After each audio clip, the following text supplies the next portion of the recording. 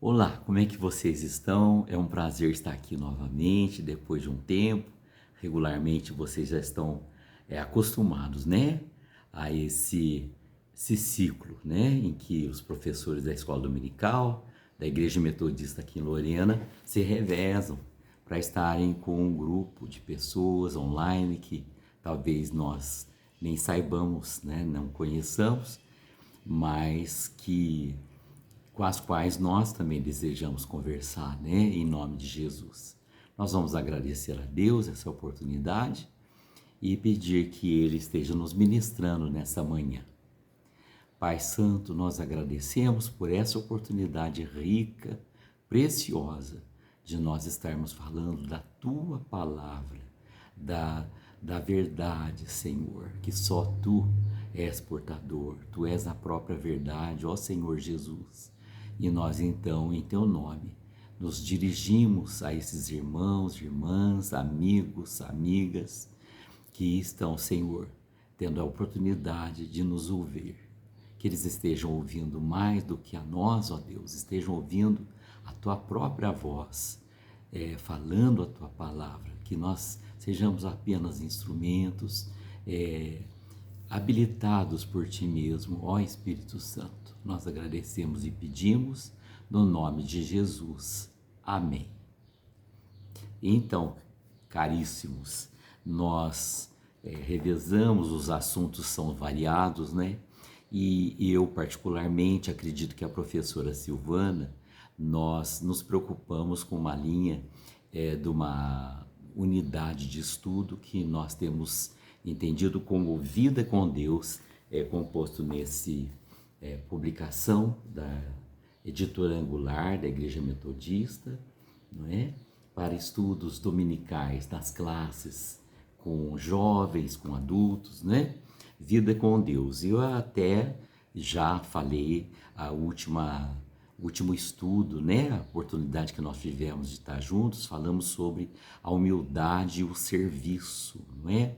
O papel do serviço como um gesto da resposta de amor de Deus às pessoas, para que elas creiam que Jesus realmente não é vital e é salvação para todo aquele que nele crê. Agora, continuando nessa mesma revista, mas agora dando um pequeno retoque ali. Ao invés de falarmos em vida com Deus, vamos tentar conversar um pouquinho sobre vida em Deus, né? E eu anotei aqui um dos textos que está em Gálatas. Não há necessidade de eu talvez esteja citando, acho que sim, o capítulo 2, versículo 19 e 20. E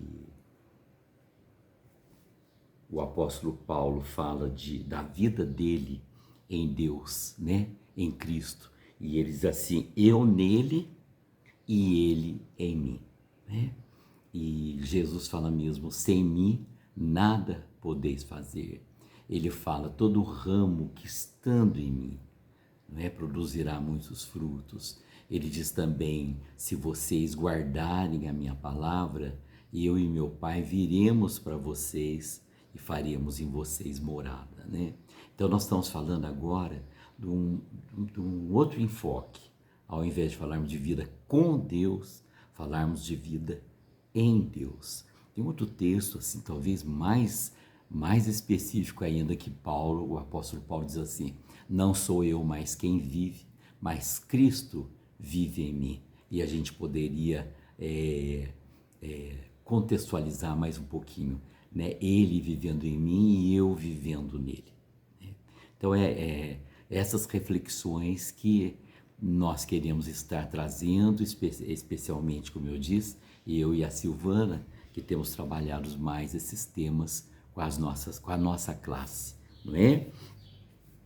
E então, fazendo essa introdução, é interessante, a grande questão que fica é assim: vale a pena viver? Vale a pena termos nascido, termos sido gerados no ventre da nossa mãe, não é? E e estarmos agora neste mundo. E qual o sentido? Por que estamos aqui? Para quê? Não é? Afinal, eu nem sabia, não é? Eu não sabia de onde eu vinha, né? E como é que eu estou aqui agora? E qual o sentido disso tudo? Aliás, a lição hoje é colocada nessa publicação, é entre o nascer e o morrer, né? Esse espaço que nós temos, que lá no Salmo, acho que Salmo 90, um dos salmos lá, que na verdade não é escrito por Davi, né? Mas é escrito por Moisés. Ele diz assim: a vida humana aqui na Terra, não é? Chega aos 70 anos, e quando há bastante vigor, passa dos 70, e chegando aos 80, tudo que se espera é canseira e enfado, né? Não vamos entrar em detalhes, porque quem escreveu esse salmo foi Moisés, e Moisés viveu 120 anos, né? Seria um caso da gente estudar melhor essa questão. Mas fato é que está escrito. E aí a gente pergunta, a gente nasce, não é? Criança, cresce com sonhos, estuda, busca conhecimento, ficar habilitado, uma formação maior, arruma um emprego, se casa, tem filhos e é feliz, e depois então chega a velhice, vem as enfermidades, até que chega o dia em que Deus nos recolhe, né? Então, alguém perguntaria, de que valeu? Valeu a pena, né? Os ateus, eles dizem, vai acabar tudo, então parece que fica mais sem sentido ainda. Então é interessante que a gente possa conversar e termos até mais oportunidades, né, comigo, com a Silvana, de nós estarmos pensando mais nessas questões, né? E aí o livro base mesmo para o nosso estudo é justamente o livro de Eclesiastes. O livro de Eclesiastes, ele foi escrito pelo rei Salomão, né? Acredita-se que bem mais no final da sua vida, e ele então faz uma avaliação do que foi a vida dele e o que valeu a pena, né? E talvez à primeira vista a gente até ache que esse livro é pessimista, tem um olhar derrotista, de alguém fracassado, de alguém deprimido, né? De alguém até com pensamento suicida, por que não, né? A gente fica pensando nisso, mas parece que uma coisa assim não caberia bem dentro da coletânea dos livros sagrados, né, meus irmãos? Então, se eu ler um trechinho, porque convido vocês a lerem, a gente não pode estar lendo todo o texto, porque o nosso tempo aqui no vídeo não deve passar da meia hora, né? Então, eu digo para vocês, o livro de Eclesiastes, não eclesiástico, né?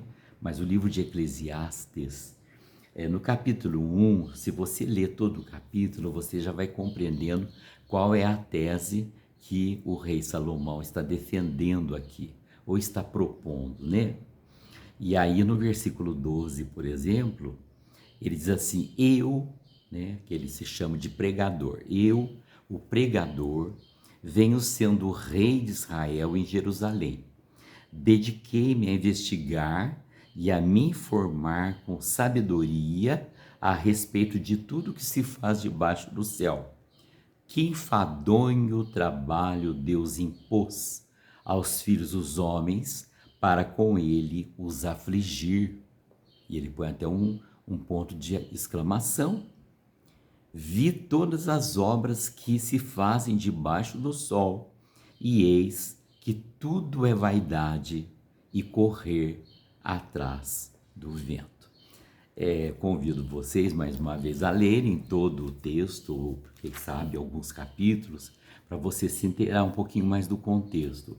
Realmente ele vai falando de tudo que é realizado debaixo do sol, né? O agricultor que planta, colhe, planta de novo e colhe, e as pessoas comem, ele planta, e estação vem, estação vai, e acontece, e ele vai vendo o trabalho das pessoas. Numa certa altura, ele vai dizer que ele, por exemplo, como rei, e ele foi considerado o homem mais sábio e também coberto de toda a riqueza, que isso foi promessa do próprio Deus para ele, né?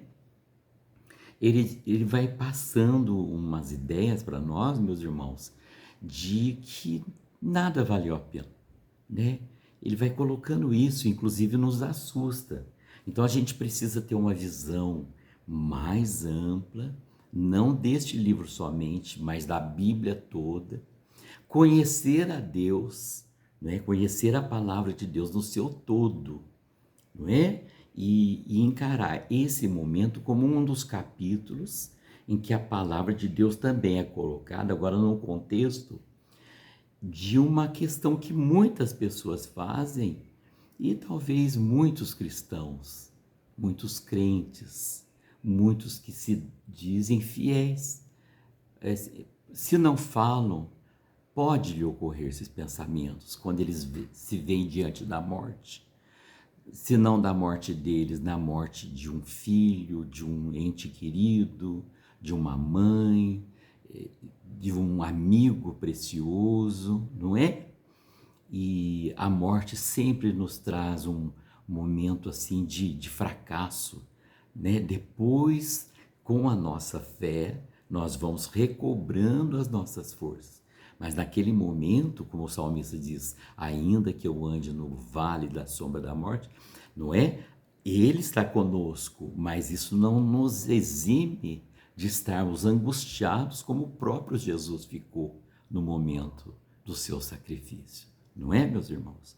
Então, não tem nada a ver com fé, mas é que diante de uma realidade universal, né, física, na qual nós vivemos, nós nos sentimos, humanamente dizendo, como o próprio Jesus disse, a carne é fraca, né? Então nos sentimos como que se estivesse malhando em ferro frio, não é? Enxugando gelo, como se fazem. De que adianta tanto estudo, tanto conhecimento? O próprio Salomão, aqui no livro dele, ele diz assim: os muitos livros causam enfado. Ele até desdenha da própria sabedoria que ele tanto exaltou e que o próprio Deus exalta, né? Mas ele está colocando, meus irmãos, num contexto que nós vamos entendendo a mensagem maior, mesmo porque a hora que eu concluí aqui com vocês, que é no último capítulo, no capítulo 12, são 12 capítulos, o último versículo, que acho que é o versículo 13, então ele faz uma conclusão dessa tese, não é? E ele então coloca uma luz sobre o texto, sobre as questões que agora realmente mostra-nos como personagem principal o próprio Deus, não é? E mostrando que sem ele realmente a vida perde sentido. Percebe, meus irmãos? Então, quando o próprio texto que eu falei com vocês, que Paulo diz, eu em Cristo, né? Eu nele e ele em mim. Então, quando isso acontece, aí está a maravilha do significado do Natal que está chegando agora mais uma vez para nós celebrarmos, né? O Emanuel, se chama Deus conosco. Então agora a vida encontra um novo sentido. E nas palavras do profeta Isaías, que Jesus usa lá na sua primeira mensagem na sinagoga, né? Quando ele diz, o Espírito de Deus ungiu-me para dar liberdade aos cativos, luz aos cegos, não é? Movimento, o andar para os coxos, quer dizer, uma vida agora em que ele chama de vida e vida em abundância, né? Então, eu queria já, dentro desse início de conversa, já desenvolvendo o assunto e colocando isso para vocês, para que ninguém se escandalize também, não é com a própria Bíblia, não é por um erro do professor de repente que não soube se expressar corretamente, não é? Bom, Feito isso, conversando essas coisas, né? Eu poderia, inclusive, mexendo com a realidade, com a história de cada um de nós e de vocês, né? Se você pudesse fazer uma linha do tempo na trajetória da sua vida, vamos dizer que você tem agora apenas 20 anos, né? Esses dias eu conheci um rapaz que tem 17 anos, mas já tem muitas experiências na sua vida, algumas bastante amargas, né? Então, se você pudesse, com 50 anos, eu com 70 e poucos, né? Poderíamos fazer uma retrospectiva e pensarmos em 3 ou 4 ou 5 momentos que marcaram a nossa história, a linha do nosso tempo, até hoje vivida, né?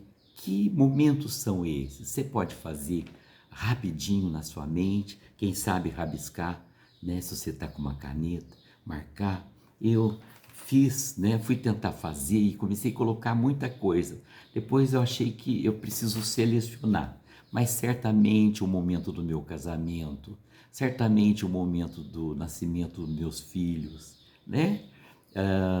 Mas tem outros momentos amargos também que talvez eu queira esquecer por debaixo do tapete e que fez eu ficar até com a minha fé bastante abatida, abalada, não é? Que momento foi esse? Eu posso dizer para vocês, por exemplo, a morte de minha mãe, né? A morte de minha mãe, a morte do meu pai, não é? E especialmente a morte de um neto, não é? Meu primeiro neto, com 6 anos de idade. E depois de nós vermos ele sofrer 2 anos, um tempo de 2 anos, o Senhor levou ele. Marcou a minha vida? Marcou. Marcou de que forma? Porque uma das propostas que nós vamos entender no livro de Salomão, no escrito dele, é que justamente eu preciso, entendendo a vida, com sentido somente no Criador, e que há propósito para todas as coisas debaixo do céu, e que o Senhor permite, e que muitas coisas são naturais, mas tanto umas como outras eu preciso cultivá-las na minha vida, não de ficar amaldiçoando, maldizendo, não, mas de ver aquilo que a vida me ensinou, aquilo que ela me fez mais bonito, aquilo que ela me fez mais parecido com o caráter de Jesus. Ou o que eu fiquei até pior e precisa ser colocado diante de Deus para que a tempo Ele possa me restaurar, né? Então, como eu tenho administrado essas fatalidades, esse sentido de finitude que todas as coisas têm. Como eu disse para os irmãos, né? Eu não posso, eu quero, né? Mas eu não devo por causa do nosso tempo. Eu estou olhando aqui no meu cronômetro, nós já estamos com quase 20 minutos de conversa. Mas se os irmãos olharem bem o capítulo 1, vão achar, por exemplo, esse versículo que eu li para os irmãos, não é? Que é o versículo 12, né? E se vocês continuarem, ele vai dizendo assim: eu me tornei importante, superei em sabedoria. Ele tinha consciência de como ele era abençoado, né? Dizendo que ele superou aos governantes antes dele. E ele está colocando inclusive o pai dele, que foi Davi, né? Então ele tem uma autoestima razoável, né? E nem teria por que não ter, né? Mas ele diz assim: o meu coração tem tido larga experiência da sabedoria e do conhecimento. Assim procurei conhecer a sabedoria e saber o que é a tolice e a falta de juízo. Mas descobri que também isto é correr atrás do vento. Então tem hora que ele fala de vaidade, mas não é na vaidade de você querer parecer bonito, embora também a gente tenha muito o que falar a respeito disso. Mas o contexto da vaidade vai muito mais para a essência do que a vaidade. Não é o vestir, querer parecer lindo a vida inteira e quer morrer parecendo jovem, né? Com 80 anos, fazendo 1000 plásticas, harmonizações faciais, corporais, etc, etc, etc, não é? E de repente isso, né, está fadado a acabar, né? Então, a essência da vaidade, ele diz assim, é algo muito abstrato, né? É uma coisa que, o que que adianta, né? Ela muitas vezes traz despesa, traz bastante dor, preocupação, não é? Desassossego, não é? E pessoas que ficam mesmo viciadas. Desculpe, meus irmãos, nós passou um caminhão aqui, fez bastante barulho. Me perdoe, né? Mas a gente já vai continuando aqui tranquilamente, se Deus quiser. É a vaidade no sentido que ela é etérea, ela acaba, na verdade, ela, ela é fluida, né? Ela não tem consistência, né? E aí ele coloca tudo no mesmo saco, né? Para usar um termo um pouco chulo, desculpe meus irmãos, né? Mas ele coloca assim sobre a beleza humana, sobre as riquezas, sobre os prazeres, né? E ele vai colocando isso e para fazer mesmo, para provocar em nós uma pergunta, para que a gente, provocar na gente uma resposta, ou melhor dizendo, né? Para que a gente busque algo mais profundo dentro de nós e mais alto acima de nós, né? Então a gente precisa entender que existe algo muito maior do que o visível. E tem um texto que eu marquei aqui também, que é bíblico, e aqui eu já vou falando, né? Buscai as coisas que são do alto, porque as do alto, né, são eternas e as terrenas são passageiras. Em outro momento diz, as coisas visíveis são passageiras e as invisíveis são eternas. Jesus diz assim, buscar em primeiro lugar o reino dos céus, quer dizer, e as outras coisas. Quais são as outras? As secundárias, as terciárias, que se eu tiver, graças a Deus, mas se eu não tiver, graças a Deus também, porque eu preciso ver Deus na minha vida, no muito ou no pouco. Paulo diz, eu aprendi a ser feliz na fartura e na miséria, não é? Eu posso ser feliz com um arrozinho branco e um ovo frito, com a paz de Jesus na minha vida, na minha casa, e de repente estar comendo uma leitoa assada, um peixe assado recheado de farofa e outras comidas caras que existem nos restaurantes do mundo todo, e estar infeliz, não é? Estar me sentindo vazio. E Salomão, ele mostra isso de certa forma, até na vida dele. Ele diz que ele buscou e que ele teve muitos prazeres, ele plantou jardins, ele construiu, fez muitas construções, inclusive o Templo de Jerusalém, né? Maravilhoso, foi ele quem construiu. Ele teve todo tipo, ele fala de beber vinho, ele fala de conhecimento, de estudo, de escrever, de produzir literatura, né, meus irmãos, como nós temos aqui, e também dos prazeres, inclusive, ele não tem restrição em dizer dos prazeres do sexo, não é? Nós sabemos aqui que Salomão teve muitas mulheres, então ele coloca, e aí no final da vida, dizendo assim, isso por si não traz felicidade. Agora, à medida que eu aproveito dessas coisas como dádivas de Deus, não como conquistas minhas. Num dos textos ele vai dizer, são dons de Deus. Ele fala comer, beber, não é? Dormir, viver, são dons de Deus. E ele nos convida a vivermos com alegria. Ele nos convida a exercitarmos alegria na vida. Não sermos pessoas depressivas, tristes, derrotadas, não.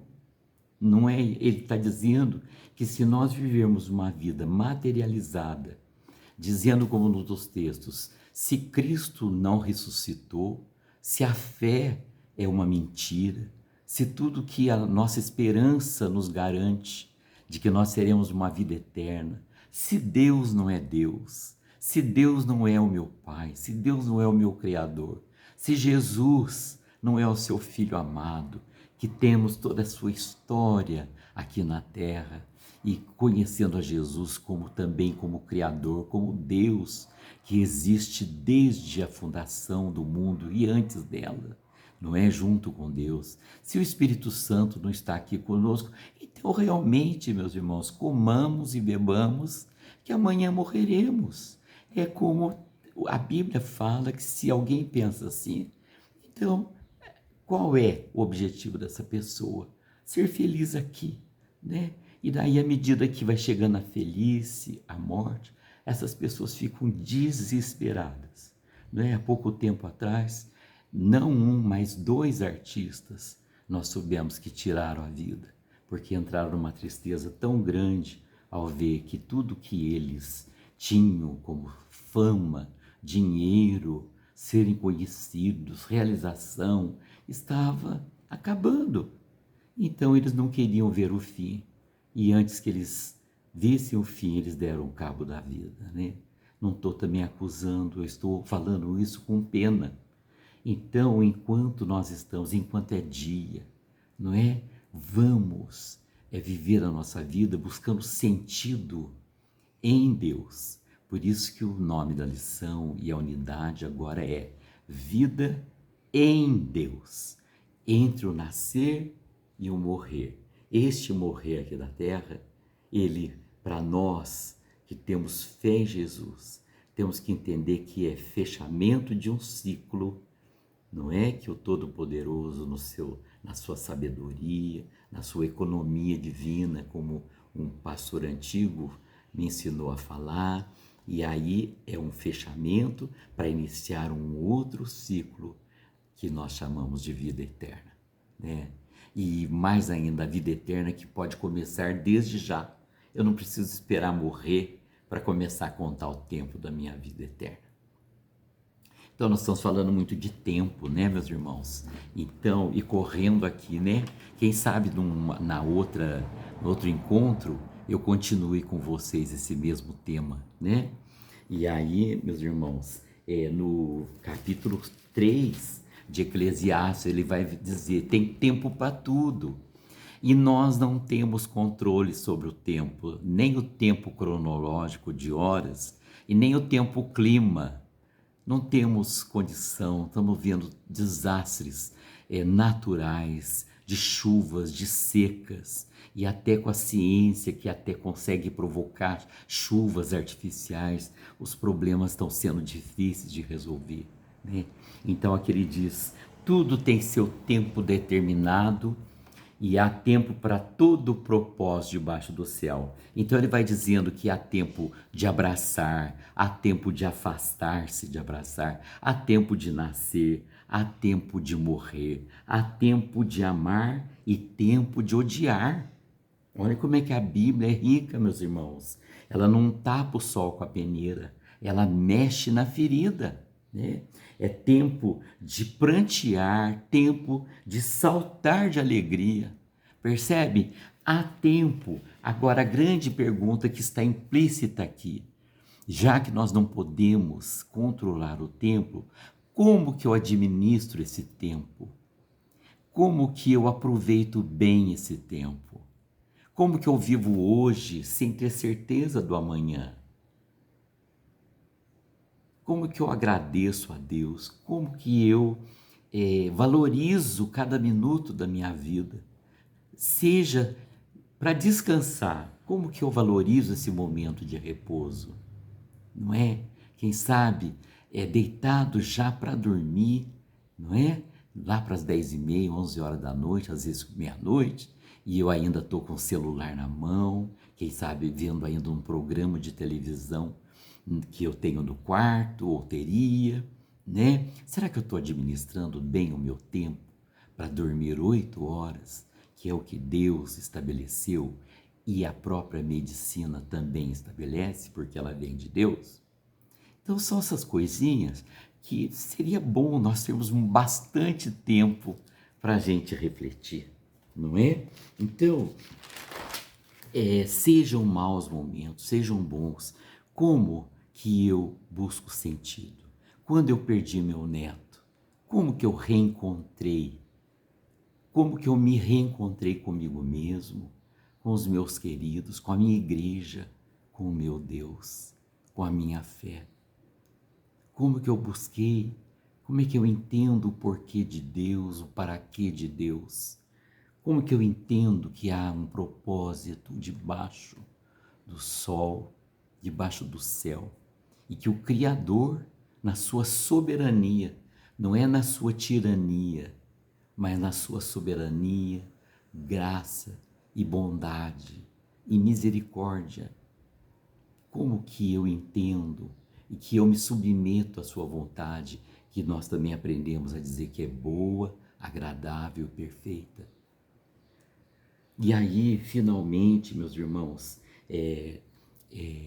lá no último versículo do capítulo 12, ele faz um fecho. Mas eu não quero encerrar minha lição aqui, né?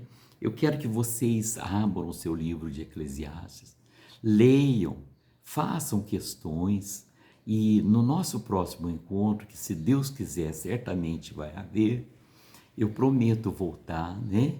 Quem sabe a Silvana, eu posso conversar com ela também e ela continuar conversando sobre a mesma temática, para que a gente possa ser um pouquinho mais fiel, né, à mensagem que esse texto de Eclesiastes, o livro todo, né, e também essa lição tão preciosa está nos oferecendo, e a gente não pode negligenciar. Vejo que é um livro que também se assemelha um pouquinho ao livro de Jó. O livro de Jó, ele realmente, Jó, ele questiona o tempo todo a vida na terra, o que adiantava ele ter sido justo se ele estava sofrendo, e o que adiantava, o salmista também fala, né, de que as pessoas ímpias muitas vezes são felizes e o justo passa momentos de dificuldade. Então Jó também, semelhante a Eclesiastes, Salomão, ele também questiona, mas ao final ele vai dizer: eu conhecia Deus de ouvir, mas agora eu o conheço porque eu estou vendo. Então, que fique esse desafio final para nós, de buscarmos sentido na vida, na medida que nós nos encontramos com Deus, na medida em que nós vemos e o consideramos como causa de todas as coisas, como diz lá em Apocalipse: eu sou o alfa e o ômega, o princípio e o fim, né? Então, Deus é o centro, né? Precisamos entender que nós estamos aqui pelas mãos dele. Dele viemos e para ele voltaremos. Agora, mediante, não é, aquilo que nós vivemos aqui e com a graça que Jesus agora nos oferece, com o perdão para os nossos pecados e também oferecendo pela força e garantia do Espírito Santo, oferecendo para nós uma vida nova, uma vida que vai valer a pena, uma vida produtiva, uma vida feliz, uma vida abundante, uma vida nas mãos do Senhor. Voltamos para Ele, para a vida eterna, e fatalmente e tristemente precisamos falar, não podemos deixar, se nós não considerarmos esta verdade que o Senhor nos alerta para nós nos voltarmos para ela, de que Ele é o centro de todas as coisas, de que dele, para Ele, por Ele são todas as coisas, e que a vida só tem sentido nele, né? Nós nele e Ele em nós, de nós reconhecermos a Deus em todos os nossos caminhos. Então, realmente, nós perdemos a chance da vida eterna. E aí, nós teremos à nossa frente, e Deus permita que não é? A morte eterna. Então, meus irmãos, no final de Eclesiastes, eu posso ler o fechamento da tese de Salomão, né? O tempo nosso está passando um pouquinho, mas pelo menos isso eu quero fechar. De tudo que se ouviu, todos esses 12 capítulos. A conclusão é esta: tema a Deus e guarde os seus mandamentos, porque isto é o dever de cada pessoa, porque Deus há de trazer a juízo todas as obras, até as que estão escondidas, quer sejam boas, quer sejam más. E um pouquinho antes aqui, no começo do 12 mesmo, até no final do 11, ele vai dizer: lembra-te, ó jovem, do Senhor nos dias da sua mocidade. Não é? Alegre-se, alegra a sua vida, recreia o teu coração, mas não se esqueça de que tudo que você viver, fizer, provocar, você vai prestar conta, não é? Não é uma pedagogia do medo, mas é uma pedagogia da verdade que muitos estão perecendo por não conhecê-la, por não terem dado ouvido aos profetas de Deus. Que Deus nos abençoe. Espero que o Senhor esteja falando com você, tenha falado como Ele está falando comigo e dizendo para vocês: nós não terminamos o estudo por causa do nosso tempo, mas eu prometo, se Deus quiser, que eu ainda vou ter outra oportunidade e vou lembrar vocês de que nós vamos continuar para concluir melhor esse estudo tão precioso, tá bom? Que Deus nos abençoe. Amém.